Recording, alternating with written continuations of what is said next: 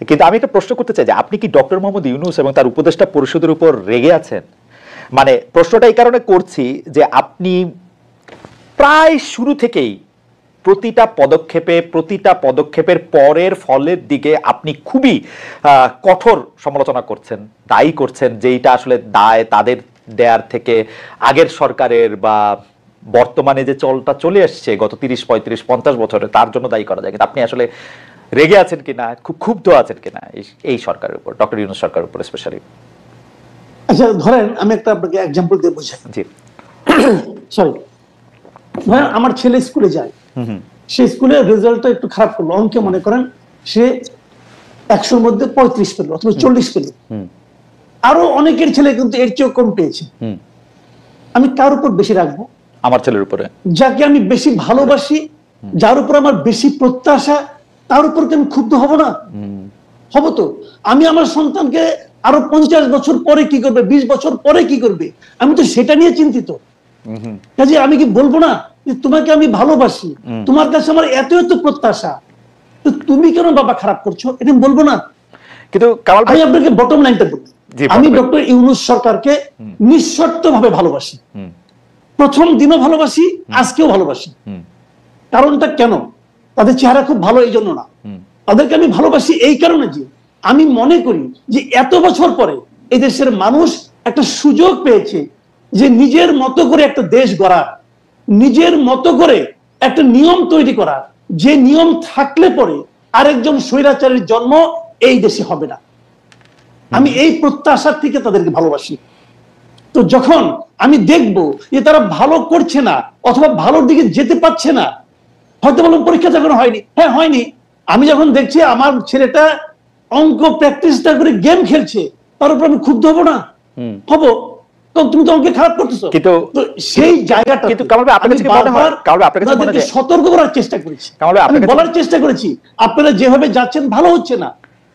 এবং আমি যেগুলো বলেছি আপনি মিলিয়ে নেন, সবগুলি সত্য হয়েছে, আমি বলেছি কিন্তু ওনাদেরকে। এবং আমি আজকেও বলবো কিছু কথা, আপনি মিলাই নেন। যেমন আজকে আমি একটা কথা বলে রাখি, যেমন আমি দ্রব্যমূল্য নিয়ে বলেছি, শুরু থেকে বলেছি এটা আপনাদের ভোগাবে, এবং ভুগিয়েছে। তারা সেই পদক্ষেপগুলো নিয়েছে কখন? যখন নাকি তাদের পুরো জিনিসটা নিয়ে মানুষের মধ্যে হইচই শুরু হয়ে গেছে তখন। এবং আমি আজকে একটা কথা বলি আপনাকে, এই যে আমাদের সড়কগুলি আছে, বর্ষাকাল কিন্তু এখনো চলছে, সড়কগুলি কিন্তু ভাঙা। দেখেন আগের যে সড়ক ছিল, আগের সরকার কি করতো, এমন ভাবে সড়ক মেরামত করতো যাতে নাকি 1 বছরের একটু আগেই ভেঙে যায়। তারা এমন ভাবে মেরামত করতো, টাকা নিত অনেক, চুরিচামারি করতো, কিন্তু অনেক চুরিচামারি হচ্ছে জায়গায়। তাদের এই মেরামত গুলি অল্প অল্প করতো যাতে নাকি প্রতি বছরে রিপেয়ার করতে হয়, আর তাদের বিপুল লাভ হয়। এবং সড়কগুলি কিন্তু যখন ভাঙবে, আমি এখন থেকে সতর্ক করছি, এই সড়কগুলো আপনারা ঠিক করেন। দেখবেন যদি ঠিক না করে আর 3 থেকে 4 মাস আপনি হাইওয়েতে চলতে পারবেন না। এখন এটা আমি বলবো না। কামাল ভাই, সড়কের ব্যাপারটা আসার আগে আমি একটু দ্রব্যমূল্য নিয়ে কথা বলি। আপনি দীর্ঘকাল গণমাধ্যমের শীর্ষ পদে কাজ করেছেন, এখনো কাজ করছেন নানা রকম ভাবে। আমি দ্রব্যমূল্যের ব্যাপারটা ফর শিওর জানি। আপনি যখন বলবেন যে দ্রব্যমূল্য বাড়ছে বা দ্রব্যমূল্য নিয়ে আপনি কথা বলবেন, এটা আরেক ধাপ বাড়ে। আপনি তো খুব ভালো করে জানতেন যে জানেন যে দ্রব্যমূল্য বাড়া বা এটা নিয়ন্ত্রণের বাইরে চলে যাওয়া সেটা সাময়িক, সেটা কিছু সময়ের জন্য মানুষের অতি মুনাফার কারণ, সরকারের দায় সেখানে অনেক কম। কিন্তু আপনি সবচেয়ে বেশি দ্রব্যমূল্যটা নিয়ে যদি বলি, আপনি সরকারকে এত বেশি ব্যর্থ কেন, বা সরকারের ব্যর্থতাটা কেন আপনি এত বেশি দেখেছেন? আচ্ছা, দ্রব্যমূল্য বাড়লে আমি কার ব্যর্থতা বলবো? এটা তো দ্রব্যমূল্য পাল্টা প্রশ্ন করলাম, এটা আমার ব্যর্থতা আর আপনার ব্যর্থতা? এটা কার ব্যর্থতা? বাজার তো চাহিদা, কার ব্যর্থতা? দ্রব্যমূল্য বেড়ে গেল, বেড়ে গেল কি কারণে বাড়লো সেগুলি না হয় আপনি যদি খুব শার্প হন, আমি যদি খুবই শার্প হই, আমি যদি খুব কানেক্টেড থাকি, আমি হয়তো আইডেন্টিফাই করতে পারবো যে ওর কারণে বাড়ছে। এর চেয়ে বেশি কিছু করার ক্ষমতা আমার আছে? এটা কার করতে হবে? সরকারকে তো করতে হবে।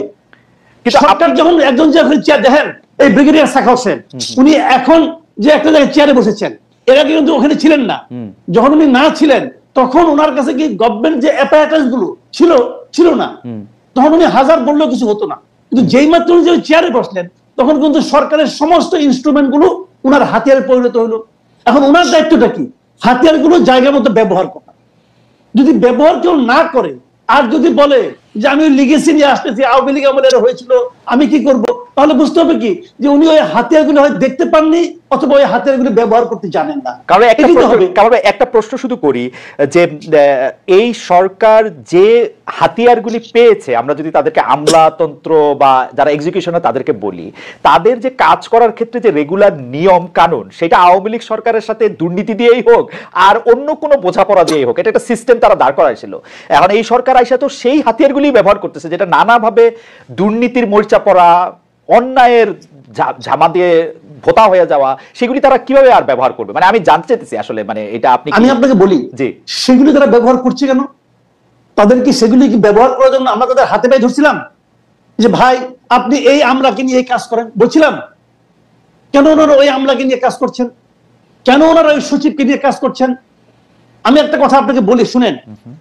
4 অগাস্ট মানে 12টা 1টা 2টা বন্ধ হয় না এ পর্যন্ত বাংলাদেশের কোন একজন সচিব শারীরিকভাবে, মানসিকভাবে, আর্থিকভাবে অথবা আধ্যাত্মিকভাবে শেখ হাসিনার পতন চেয়েছিল?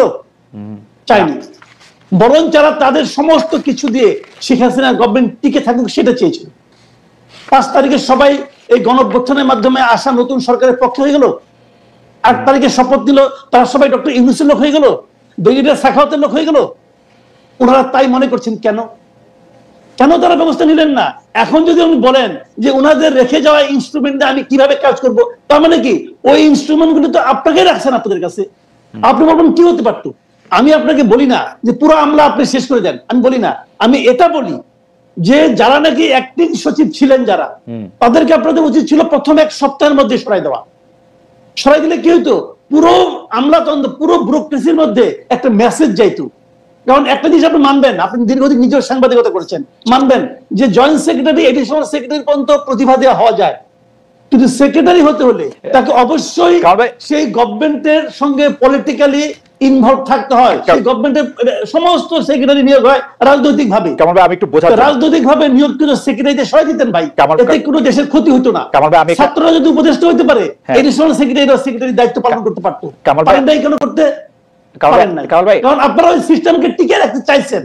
এখন চাইয়ে নেওয়ার পরে যদি বলেন যে আমার হাত পা বাঁধা, আমি কি করবো? না, আপনার কাছে সত্যি মনে, অন্য একটা জায়গা থেকে বলি, আপনার কাছে সত্যি মনে যে এই সিস্টেমটা টিকে রাখতে চাইছে এই অন্তর্বর্তীকালীন সরকার? ধরেন 80 জন সচিবের বাদ দেওয়াটা কি প্র্যাকটিক্যাল ছিল? মানে প্র্যাকটিক্যাল ছিল, কিন্তু এই সরকারের পক্ষে উপলব্ধি করা কঠিন ছিল। কেন ছিল? কারণ এই সরকারের মধ্যে অনেকগুলি সচিব ছিল। এই সরকার সচিব নির্ভর সরকার ছিল এবং বয়স্ক সচিব, সবাই রিটায়ার্ড সচিব ছিল অনেকগুলো। তারাই প্রভাব বিস্তার করেছেন এবং তারা বুঝে, এবং যখন একজন বয়স্ক হয়ে যান তিনি কিন্তু পরিবর্তনকে ভয় পান। একদিকে আমলা, আবার একদিকে বয়স্ক, পারবেন না তো কিছু করতে।